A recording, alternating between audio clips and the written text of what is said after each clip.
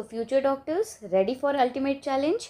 आज सिर्फ MCQ solve नहीं करने हैं, आपने अपने कंसेप्ट को टेस्ट करना है।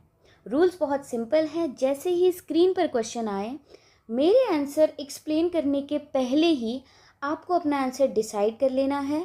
वीडियो को बिना पॉज किए हर एक क्वेश्चन के आंसर को आपको टैली करना है और वीडियो के एंड में कमेंट सेक्शन में आपको सिर्फ अपना स्कोर और स्कोर के साथ चैलेंज एक्सेप्टेड ये आपको लिखना है और कमेंट करना है। So question first, which of the following is the primary organ of respiration in humans? इसका आंसर है that is lungs. Next question, the exchange of oxygen and carbon dioxide takes place in? ये oxygen and carbon dioxide कहाँ पर gaseous exchange perform कर रहा है, exact location है, वो लोकेशन है that is alveoli. Next question, during inhalation the diaphragm, inhalation के टाइम पे डायफ्राम की पोजीशन क्या होगी? डायफ्राम की पोजीशन होती है contract and flatten. Next question, which respiratory pigment is responsible for transporting oxygen in human blood? ऐसा कौन सा पिगमेंट है जो ब्लड में प्रेजेंट होता है, जो ऑक्सीजन के मॉलिक्यूल्स को अट्रैक्ट करके बाइंड करके उसको ओवरऑल बॉडी के टूवर्ड्स लेके जाता है? That pigment is known as haemoglobin. Next question पे चलते हैं। The volume of air inspired और expired during normal breathing is called? बताया था, इसकी ट्रिक मैंने बताई थी आपको कि जब आप टीवी देख रहे हो, टीवी देखते time normal inspiration and expiration perform कर रहे हो, यानी कि टीवी से क्या याद रखना था आपको? टाइडल वॉल्यूम याद रखना था। Next question, which gas is transported mainly as bicarbonate ion in blood? As a bicarbonate ion वो जो गैस आपकी ट्रांसपोर्ट की जा रही है that is the carbon dioxide. Next question, the average respiratory rate of healthy adult at rest is? मैंने पूरा chart बना के दिया है आपको कि एडल्ट जब रेस्पिरेशन परफॉर्म कर रहा है डे के टाइम पे कितना रेट होता है, नाइट के टाइम पे कितना होता है, किसका हाईएस्ट है, किसका लोएस्ट है, सब कुछ। इसका जो ब्रीदिंग रेट है, इसका जो रेस्पिरेटरी रेट है that is 12 to 16 times per minute, 16 breath per minute.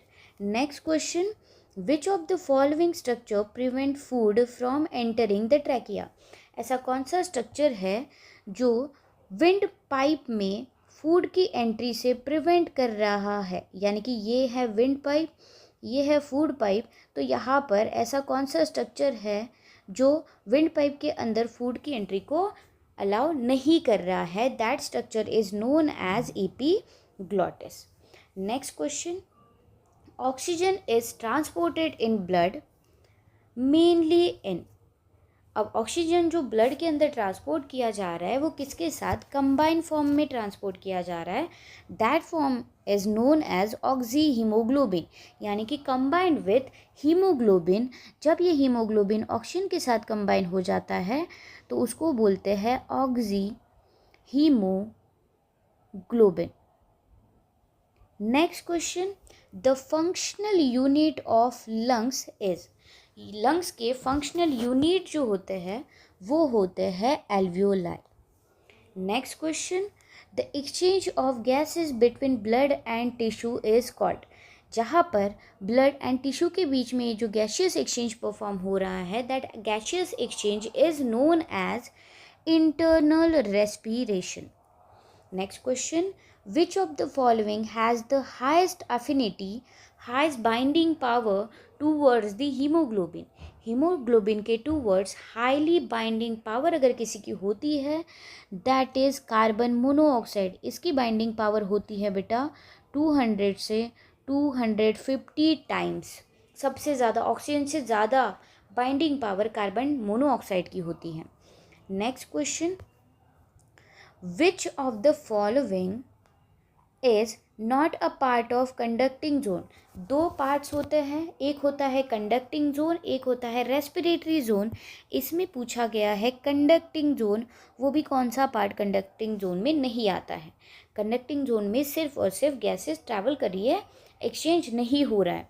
पर यहाँ पर ऑप्शन में एक रेस्पिरेटरी जोन का भी जिक्र किया गया है, तो आंसर होगा आपका alveoli, that is respiratory part का, रेस्पिरेटरी जोन का एक पार्ट है, बाकी सारे के सारे कंडक्टिंग पार्ट है। नेक्स्ट क्वेश्चन, ड्यूरिंग इन्हेलेशन, इसको याद करने का तरीका भी मैंने बताया था कि इन्हेलेशन के टाइम पे इंटरकोस्टल मसल जो है, इंटरकोस्टल मसल मतलब जो रिब्स के बीच में प्रेजेंट होती हैं, दैट इंटरकोस्टल मसल कॉन्ट्रैक्ट हो रही है या फिर रिलैक्स हो रही है। हमेशा एक्सिलेशन के टाइम पे, फर्स्ट याद रखो, इन्हेलेशन के टाइम पे ये क्या हो रही है, इन्हेलेशन के टाइम पे ये कॉन्ट्रैक्ट हो रही है एंड एक्सिलेशन के टाइम पे ये रिलैक्स हो रही है। और यहाँ पर क्या पूछा गया है, एक्सिलेशन के टाइम का पूछा गया है, यानी कि ये जो मसल है ये क्या हो रही है, ये मसल रिलैक्स हो रही है। नेक्स्ट क्वेश्चन, डेड स्पेस, या देखिए, dead space in the volume of air that remain in the respiratory passage after a normal expiration, यानी कि जब आप नॉर्मल आप एक्सेल कर रहे हो उस टाइम पे कौन सी एयर है जो डेड स्पेस में अभी भी प्रेजेंट होती है, उस स्पेस को क्या बोला जाता है, उस स्पेस को बोला जाता है conducting passage.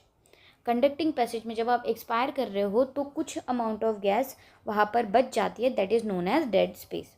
Next question, Bohr's effect refers to, Bohr's effect किस चीज़ को रेफर कर रहा है, बोर्स इफेक्ट का रेफरेंस है, and your answer is decrease affinity of hemoglobin of oxygen at a low pH and high carbon dioxide. Next question, what caused the movement of air into and out of the lungs, किसके contraction and relaxation की वजह से lungs के ऊपर pressure create होता है, और lungs के ऊपर प्रेशर क्रिएट होने की वजह से ये जितनी भी एयर होगी वो बाहर जाएगी। अब ये किसके थ्रू हो रहा है, ये हो रहा है बेटा contraction and relaxation of diaphragm. Next question, which of the following increases the oxygen carrying capacity of blood, and your answer is increase in haemoglobin content. Next question, the process of exchange of gases between alveoli and blood is called, ये अभी हमने देखा कि जहाँ पर gaseous exchange हो रही है एल्वियोलाई और ब्लड के अंदर, ब्लड कैपिलरीज के अंदर, उसको हमने क्या बोला है, उसको हमने बोला है internal respiration. Next, during heavy exercise the respiratory rate increase mainly due to, जब आप हैवी एक्सरसाइज कर रहे हो तब आपका रेस्पिरेशन रेट इंक्रीज हो रहा है, ये क्यों हो रहा है, क्योंकि आपके ब्लड के अंदर किस चीज़ का अमाउंट बढ़ रहा है, कार्बन डाइऑक्साइड का एंड H+ आयंस का, किस में, ब्लड के अंदर, इसीलिए आपका रेस्पिरेशन रेट जो है, आप जब हैवी एक्सरसाइज करते हो तब क्या हो जाता है, बढ़ जाता है। Next question, which of the following prevent collapse of alveoli during acceleration, acceleration के टाइम पे ये जो आपके लंग्स है, ये लंग्स कोलैप्स होने से कौन बचाता है, ये बचाता है बेटा सर्फेक्टेंट। ये आपको थोड़ा सा हायर क्वेश्चन लग सकता है, बट अगर आपको इसका आंसर पता है तो मैं डेफिनेटली बोल सकती हूँ 2027 की नीट का टॉपर आप ही हो। Next question, which of the following, which part of the brain control the rate and rhythm of breathing. अब ब्रीदिंग को कंट्रोल कौन कर रहा है, ब्रीदिंग को कंट्रोल कर रहा है मेड्यूला ऑब्लंगेटा। इसको याद कैसे रखोगे, जस्ट इमेजिन कि मेड्यूला, यानी कि आपने कोई एक मेडल पहना है, जो कि मेडल आपका कहाँ तक आ रहा है, आपका आ रहा है लंग्स के इन बिटवीन, यानी कि आपके लंग्स की जितनी भी रेट है, जितनी भी चीज़ें हैं वो कंट्रोल कर रहा है, प्लस हार्ट बीट्स को कंट्रोल कर रहा है, जितनी भी उस एरिया में सारी की सारी चीज़ें आ रही है, वो सारी की सारी चीज़ों को कौन कंट्रोल कर रहा है, ये मेडल कंट्रोल कर रहा है, यानी कि आंसर क्या होगा आपका, मेडुला ऑब्लंगेटा। ये सिर्फ ट्रिक है बेटा, आपको याद रखनी है तो आप याद रख सकते हो, otherwise let it be. Next question, which of the following has the highest oxygen carrying capacity, किसकी सबसे ज़्यादा हाइस्ट ऑक्सीजन कैरिंग कैपेसिटी होती है, इसका आंसर एक ही आ सकता है, that is haemoglobin. Next question, the residual volume of air in the lungs after a maximum expiration, आप जब मैक्सिमम एक्सपायर कर लेते हो फिर भी जो लंग्स के अंदर जो एयर है वो बच जाती है, वो कितनी अमाउंट में होती है, and your answer is 1200 ml। इसका आंसर क्या होगा बेटा, 1200 ml। Next question, which of the following is the primary site of exchange of gases in humans, primary site क्या होगी, प्राइमरी साइट होती है alveoli. Next question, which muscle is mainly responsible for the inspiration during normal breathing, कौन सी muscle है जो inspiration में help कर रही है नॉर्मल ब्रीदिंग के टाइम पे, वो कर रही है बेटा diaphragm. Next question, carbon dioxide is transported in blood mainly in the form of, कौन से फॉर्म में कार्बन डाइऑक्साइड को ट्रांसफ़र किया जा रहा है ब्लड से एल्वियोलाई में, वो किया जा रहा है बेटा बाइकार्बोनेट आयंस के फॉर्म में। Next question, which of the following increase the breathing rate, कौन सी चीज़ आपकी ब्रीदिंग रेट को इंक्रीज कर रही है, and your answer is high carbon dioxide and low oxygen, आपकी बॉडी में ऑक्सीजन की डिफिशियंसी होनी स्टार्ट हो जाएगी तो ऑब्वियसली आपका ब्रीदिंग रेट क्या हो जाएगा, आपका ब्रीदिंग रेट हाई हो जाएगा। नेक्स्ट क्वेश्चन, सो ऑलमोस्ट हम एंड पे आ चुके हैं, आई होप सो कि आपका स्कोर बहुत ज़्यादा अच्छा आया हो। चलिए लास्ट के 2 क्वेश्चन देखते हैं।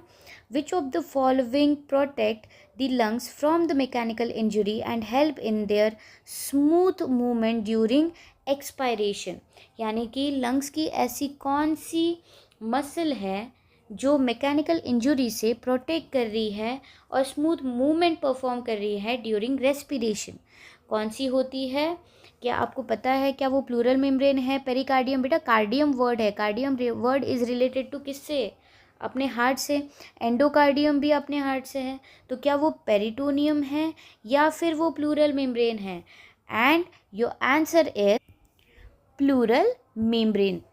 इसका आंसर क्या होगा बेटा, प्लूरल मेम्ब्रेन। बताया था कि आपकी एक पैराइटल लेयर होती है, आपकी एक विसरल लेयर होती है, in between that layer there is a pleural space and in that pleural space there is a fluid known as pleural fluid, ठीक है, या फिर प्लूरा भी बोला जाता है उसको, तो प्लूरल मेम्ब्रेन इसका आंसर होगा।